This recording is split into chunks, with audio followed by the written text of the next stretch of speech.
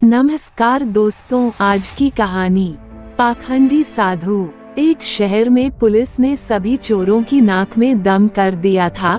सारे चोर एक के बाद एक पकड़े जा रहे थे।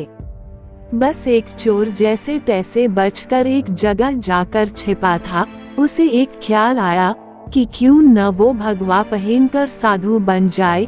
ये दुनिया चोरों को तो जूता मारती है, लेकिन अगर वही चोर भगवा पहन ले तो उसके पैर में पड़ी रहती थी। इस प्रकार चोर साधु बनकर घूमने लगता है। कुछ दिनों बाद पाखंडी साधु में एक कला थी कि वो बोलने में बहुत माहिर था। प्रवचन तो उसके बाएं हाथ का खेल था। इस कारण साधु की निकल पड़ती हैं। उसके बहुत से शिष्य बन जाते हैं।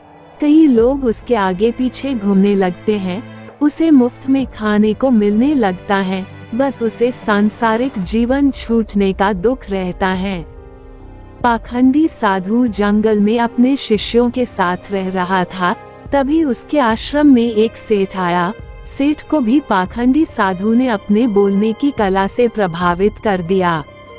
साधु से मिलकर जब सेठ अपने घर पहुंचा तो उसे एक ख्याल आया।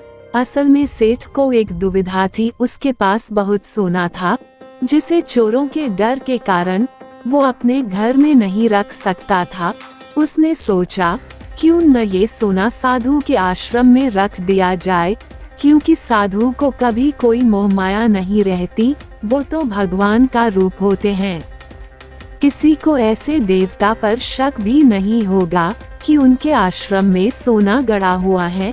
ऐसा सोचकर सेठ दूसरे दिन सोना लेकर पाखंडी साधु के आश्रम आता है और उससे पूरी बात बताता है। फिर क्या था, पाखंडी साधु का तो दिल गदगद हो गया। उसकी आंखें तो उस सोने की पोटली से हट ही नहीं रही थी।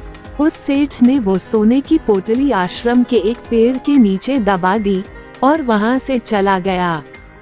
अब साधु को नींद कहाँ आनी थी। वो रात भर उस सोने की पोटली के बारे में ही सोचता रहा।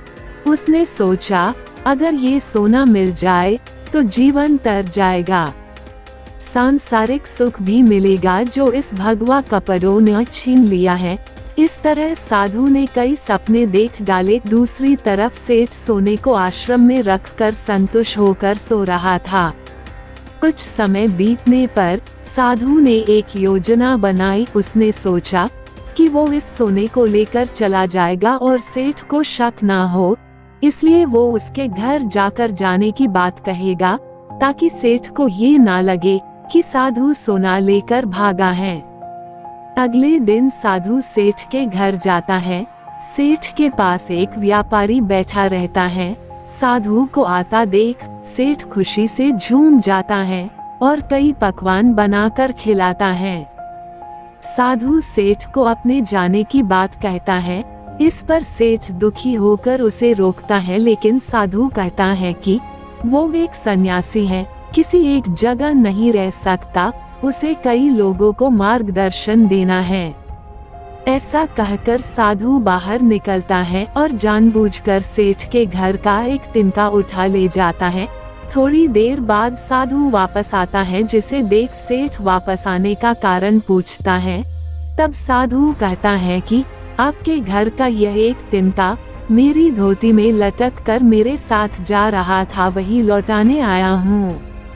सेठ हाथ जोड़ कहता है इसकी क्या जरूरत थी। तब साधु कहता है इस संसार की किसी वस्तु पर साधु का कोई हक नहीं है। फिर अपनी बातों से वो सेठ को मोहित कर देता है और वहाँ से निकल जाता है। ये सब घटना सेठ के पास बैठा व्यापारी देखता है और सेठ से पूछता है कि कौन है ये साधु। तब सेठ उसे पूरी बात बताता है, जिसे सुनकर व्यापारी जोर जोर से हंसने लगता है।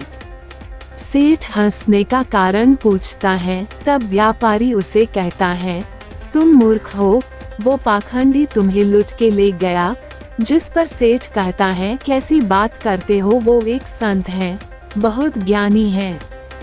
व्यापारी कहता है अगर तुम्हें अपना सोना बचाना है तो उस जगह चलो जहां सोना दबाया था। सेठ उसे वहां लेकर जाता है। और खुदाई करता है लेकिन उसे कुछ नहीं मिलता। वो रोने लगता है। तब व्यापारी उसे कहता है कि ये रोने का वक्त नहीं है, जल्दी चलो, वो साधु दूर नहीं गया होगा। सेठ और व्यापारी पुलिस को बताते हैं और पुलिस उस पाखंडी साधु को ढूंढ लेती है।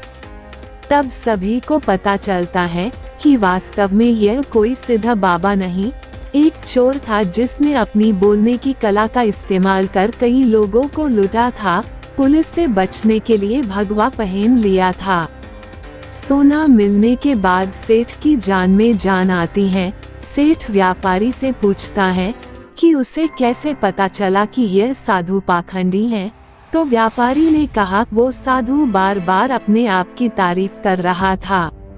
संत कितने महान होते हैं, बार बार यही दोहरा रहा था। जबकि जो सच मायने में संत होते हैं उन्हें इस बात को दोहराने की जरूरत नहीं पड़ती। इसलिए मित्र, आज के समय में जो भगवा पहनकर प्रवचन देते हैं वो सभी संत नहीं होते।